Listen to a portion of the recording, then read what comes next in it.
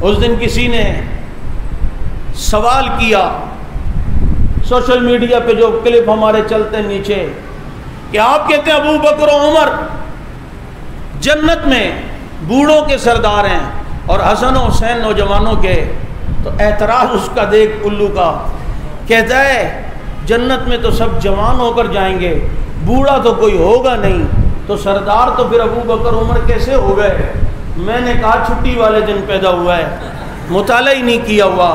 اور جنت کے بوڑھوں کے سردار ابو بکر عمر ہیں، یہ مراد نہیں ہے کہ جو وہاں ہو جائیں گے تو بوڑھے ہو کر، بلکہ جو یہاں بڑھاپے میں جو دنیا سے گئے ہیں اللہ انہیں جوانی وہاں دے گا، اب ان کے سردار ابو بکر عمر ہوں گے۔ جو یہاں جوانی میں گیا ہے اعظم طارق کی طرح، اشار قاسمی کی طرح، علامہ نواز جنگوی کی طرح، ان کے سردار حسن و حسین ہوں گے۔